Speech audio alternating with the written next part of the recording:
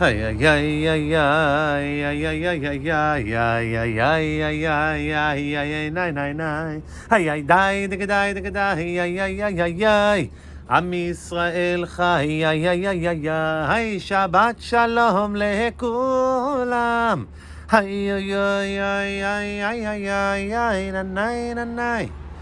All right. Anyway, welcome to Limud with me, with Leor. It's been a couple of months since I started this series, and I took a bit of a hiatus with Chagim and other things happening in life. But Baruch Hashem, here I am, back to be glad to be here with you guys, and thankful to friends out there and people who've been following, who've asked me about the weekly limud that I'm trying to get out there, trying to kind of get people thinking and ultimately also doing good. So, I mean, whoa, right? Like, what's going on in the world? Here in Israel, we've got some political earthquake taking place. No one is quite sure of what's going to happen, what it's going to look like. Others are rest assured that it'll be fine, that there will finally be a stable government. Others are concerned about their individual rights, their identity, who controls who's a Jew. I mean, so much going on here in Israel. We're literally at a historic intersection. Like, what's going to be? In 20 years' time, we're going to look back and say, we did it. Or, we should have done it when we could have done it, but we didn't. We didn't speak up. We didn't take action. I'm hoping it's the former. I'm hoping it'll be looking back and saying, thank God we did what we had to do. We came together as a people, irrespective of our denominational, political, social affiliations, because at the end of the day, there's a common denominator that ought to overpower and take over anything that we individually seek is more important than the other. Just to kind of see things together through one lens and maintain this diversity, which is beautiful. It's like the rainbow, right? And then, of course, what's happening in North America, I mean, around the world, but the United States, whoever thought? I mean, when I was a kid, I remember my father would tell me, he'd say to me, you know, here, we're fine. Here, everyone is the same. This is growing up in New York. Everyone is the same. Everyone's here for the same reason. Everyone wants to make a good living. Everyone wants the right to live as they wish. And all those things that we would celebrate about the United States. And never again means never again. And no, it can't happen. And they don't hate us here, meaning the Jews, and so on and so forth. And here we are. I mean, it's, whoa. I mean, I've been following this for over 20 years as it started just around 1990s, 2000, and started spreading around college campuses. And now those kids who graduated college are now in positions of influence. And now you see cultural icons, athletes. I mean, it's ridiculous. The level of anti-Semitism that we are witnessing today hasn't been seen since Nazi Europe. In the US, it's crazy. Universities, Harvard. It's not some random, I don't know what, junior college or whatever, and who knows where. We're talking about mainstream. So, yeah, it's not cool. It's intense. Some are really just, calling it doomsday. Some are asking about, Aliyah. Many I know are inquiring about Aliyah. Literally, the nightmare we never wished would come true. But people are saying, the writing's on the wall. We have to pay attention, and we know this. Today is different. Today there is a game changer. It's called Israel. It does exist. And the Jewish people today are, I would say, more globally connected, socially, business-wise, communally, organizationally. We have agencies out there overseeing all that is happening on a global level. We're communicating with each other. We know what's going on. And there are plenty of initiatives out there that are trying to take on this task. Government initiative now in the U.S., getting together leadership of the United States Jewish communities and organizations to talk about what to do, how to do, and what can you do? Like, what are you going to tell people? Don't be anti-Semitic? Leave the Jews alone? It's not nice? They don't care. Putting aside the racists, and now we got black supremacists, we got white supremacists, we got the extreme right, and we got the extreme left. When it comes to anti-Semitism and hating the Jews, voila, it's a party. Everybody comes together. I mean, crazy, right? So, like, you guys are following the videos and the interviews out there and what they're saying. What is his name? Kanye, whatever his name was, I love Nazis, or I love Hitler, or I respect, whatever. Right? Unbelievable. So you can't force anyone to think otherwise. This is, I mean, what we're finding with this and with other things, including democracy and social values and group identities. These are battles that are taking place over ideas. It's a battle of ideas. You can't fight ideas. You can't force someone to think something. But there are other things that you can do. I prefer to talk about being proactive versus reactive. We're often reactive. Did you hear what he said? Did you hear what they're doing? They're not going to sell Ben and Jerry's ice cream. Let's do a thing. We're always reacting, always defensive, and that's okay. That's important, but that's short-term and short-lived. It's always until the next time, where once again we're reacting. I think there's something about being proactive, engaging, reaching out, doing something positive, and not just sitting back and waiting for it to happen. I'm talking about long-term planning, strategic thinking, investing in our youth, right? Organizations like Route 1, where I work, right? Bringing youth to Israel, growing the number of teens who come to Israel on long-term programs. Not on a 8-day or 10-day or 2-week trip, but like talking about 3 weeks to 2 months, long-term experiences that are transformative before you go to college. So there are things that can be done. Education, cross-cultural, cross-religious communication. There are many agencies and organizations that are bringing people together from across religious spectrums. There are many agencies that are bringing Israeli Jews and Israeli Arabs together, teens, high school kids, educators from both sides of the call it the green line, the border, whatever you want to call it. Doesn't really matter. It's all semantics and it just represents politics. So putting politics aside, just getting people together, being active, communication. And it brings me to what I wanted to share was this week's Torah portion as well, which is Vayishlach. It's in the book of Genesis. It starts in the book of Genesis, chapter 32, verse 4. Perek Lamed Bet, Pasuk Daled, in the book of Genesis, Bereshit. And for me, and I've talked about this before, I've taught about this before, I didn't make this up, other people I'm sure are talking about the same, are saying the same things. This kind of represents what we have here is to a certain extent, in part, the magic formula of the people of Israel's existence to this day, what I would argue. Like, how is it that we're still here? Right? Despite history, despite everything that's happened, from first destruction, before 586, before the Common Era, to the second destruction, 67, 70 of the Common Era, that's like 1900, whatever, something 50 years ago, to, right, inquisitions, pogroms by the rivers of Babylon. There we wept when we remembered Zion. 1492 Spanish Inquisition. Jews were either forced to convert to Catholicism, I believe it was, or leave, to the pogroms of Russia and Tsarist Russia, to the Holocaust. To what's happening now? Who wants to live this way, right? We are more, the Jews as a minority, we all know the numbers. I think it's like 60% of hate crimes are committed against, 2% of the U.S. population, right? Jews are like 6 million or 7 million, I think, it depends who you ask, of the U.S. population of 350 million? Most hate crimes occur against Jews, and it's across the board, across the spectrum of racial affiliation, religious affiliation, political affiliation. Everyone comes together against you, but we're still here. How is that? What's the magic formula? And everyone might say, it's believe, faith, believe in God. It's a way of life. It's committing yourself to acts of kindness. It's seeking out community. It's living around people like yourself. So there's strength in numbers. Of course there are. There are, if you ask anyone, they'll give you a whole slew of things, including what I just shared. But I'm looking for the magic formula. But where does that all come from, right? It's not just that. Where does that all come from? And it's here. And it's really in the namesake of Israel. It's in this Torah portion. I'm going to touch on it in just a second because words do have power, as do our names. They identify who we are. This Torah portion, Vayishlach, starts with Jacob sending out officers who are going to seek out Esav. He says, go see where he is. I'm nervous. Why is he nervous? Because he stole the birthright from Esau for himself. Brothers do things to each other, right? If any one of you have a sibling, tell me you haven't fought with them, maybe cheated them, lied, done things. Things happen. Why it happened, how it happened, that's left up to the commentators, which include the rabbis of once upon a time and us as well. That's the beauty of this Torah. It's a living tree, if you will. It's a chaim that we're supposed to engage with and extract meaning and purpose. But on face value, he sends out these officers and says, go find them. I'm nervous.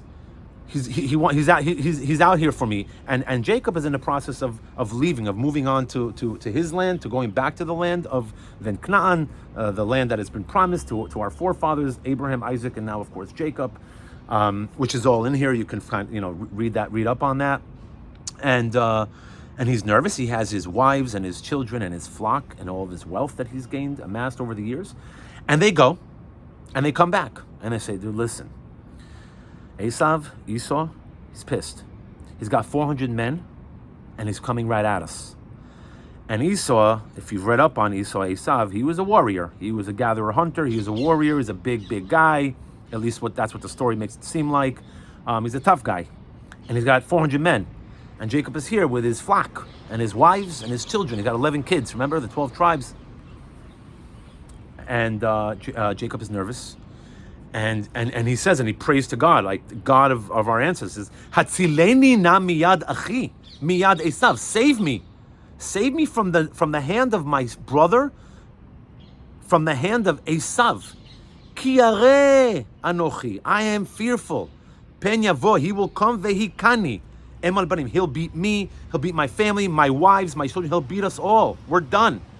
He is freaking out. This is literally his existence. They go to sleep that night. He starts organizing all the gifts that he wants to send to Esau. He wants to send Esau a whole slew of gifts, trying to appease him, and gets to a point where, they're going to be crossing the river Yabok. That's literally the river that it's called, and we know where that was till this day. And he splits up his family, his 2 wives, his concubines, his children, his flock, everything. He splits them up into 2 camps, just in case if one camp is confronted and God forbid something should happen to that camp, there's another camp. There's another wife and family and children and flock and all of his wealth. Everything is still there. So he loses one side, but not the other, trying to I guess count his losses. I don't know what I would do, but that's what he did. And then he goes and he takes everyone. Vayakam balayla, he wakes up at night. Hu vayikach et shtei noshav et shtei shifchotav. He takes his 2 wives, his 2 concubines, ve'et 11 yaradav, and his 11 children. Vayavor et ma'avar yabok. Now I'm on verse 23, chapter 32, verse 23. They cross the river Yabok. Vayikichem, he sends them over, passes them through, and then here, this is like one of the more dramatic scenes that we find. This could be an awesome Broadway show, if anyone wants to write about it, or a play, or just a scene. A scene of heightened self-awareness, of elevation, of knowing who you are, finding out, discovering who you are. Isn't that what we all want to do? Who are we in this world? Vayvater Yaakov levado. Just that by itself. Jacob stays back by himself, levado. He stays back behind, sends everyone ahead, and he figures, this is some of the commentaries I did, he'll send them forward. Either one of the 2 camps might fall, but also on the way, he's going to get, Esau will get all the gifts that Jacob is providing for him, is organizing for him. And by the time Jacob comes, his heart might be softened. Esau's heart might be softened. And by then, he'll see Jacob, and maybe he won't want to kill, maybe he'll slap him around, but he won't want to kill him or beat him down or whatever it might be. Vayvater levado, this is a very dramatic scene. He stays by himself, levado. Also the word levad, to be alone. There's also a Kabbalistic notion of a principle of bidud. We see this in Chassidut as well. It's a very spiritual act of lihit boded, to stay alone, to be alone, to go off, and the Kabbalists would go into the forest of the Galilee and meditate and sit there in the silence with the vegetation and the trees and pray and connect and talk and connect with the universe, with God, with whatever you want to call it that's out there, the power, the force, nature. And he stays back by himself. Maybe he was into a meditative state. We don't know, but this is the pshat. The pshat is, they stayed alone. The pshat means the essence of what is written. It is what it says. It's literal. The drash is what we comment on, right? We imagine, we're trying to add meaning to it. But this is the pshat. This is the simple fact. He stays back by himself. And all of a sudden, vayavek ish imo. All of a sudden, some man is there. Vayavek, and they start struggling or wrestling. Ad alot hashachar, until dawn. Until the rising of the sun, they start wrestling, and this is throws you off. What's going on here? Who is this guy? Where is he from? Why is this guy here? And of course, there's a whole slew of commentary about this, Vayvater levado, that he stayed by himself. And who is this Ish? Rashi, Rabbi Shlomo Yitzchaki, from the year 1040 to 1105. One of the greatest par excellence, one of the greatest commentators of Torah and all other sacred texts, rabbinic texts. He says, mamash, a man. He says it's truly a man that he's wrestling with him. There must have been some man. That's what it says. Ish, some guy showed up. Maybe it was who knows who, but it's an ish, a man. And they start wrestling, literally. Another commentator, the Kliakar. Kliakar was from 1550 to 1619. The rabbi of Prague, Shlomo Lunchitz, he says it was the angel of death. It was literally Jacob wrestling with the angel of death. And that's all he says. What that means, that's up to us to take and figure that out. And it's a very interesting thing. And who is this Ish and who is this man? And, I'll give my own commentary. And I think just bringing it to today and where we are today, and some of us, our journeys, I think about my own journey in life and the people I've met. And the idea that, this Ish, this person just shows up as this person might show up in our lives, right? It's almost like we each have our sort of train, our journey. And there's a stop. Every so often there's a stop. And someone gets on the train, some person, a man, a woman, an experience. And after a few stops, maybe they stay on, maybe they stay on longer for a couple more stops. Maybe they get off after the first stop. But people show up in our lives, maybe pointing us in a direction that we're looking to go in. However that happens, if it's through a dialogue, if it's through an event, if it's through a struggle, if it's through a debate, if it's through a relationship you might have, right? These people come, and then sometimes that same person gets off the train. Gets off your train of life because that person did what they needed to do. They are sort of shlichim. They're emissaries from the universe that are sent to us, that we meet, impact our lives, point us in a direction, and we recognize and identify if we're open to it. Got to be open, take off the blinders, and we move on. And this is one of those ish. Like every now and then in the Torah, we see there's this ish that shows up, right? Joseph, when he goes looking for his brothers, this is in the next Torah portion, I believe, or the one after, a couple of more, yeah. 3 more. He goes and he goes to the fields and he sees this ish there. There's some guy in the middle of the field. And the guy's like, what are you looking for? And he says, I'm looking for my brothers. And he says, they went that way. What if this ish, this man, wasn't in the fields when Joseph came to tell him where to go? Maybe Joseph wouldn't have been caught. Maybe Joseph wouldn't have been sold to the Egyptians for slavery, thus leading us to 400 years of Israelite slavery in Egypt, etc., etc., etc. Like these people that show up. I think this is what this is, right? This is what happens to us as well. That's how I can make sense of it today. This ish shows up. But what's nice is that they get into a dialogue, all right? As they're wrestling and the sun is about to rise, right?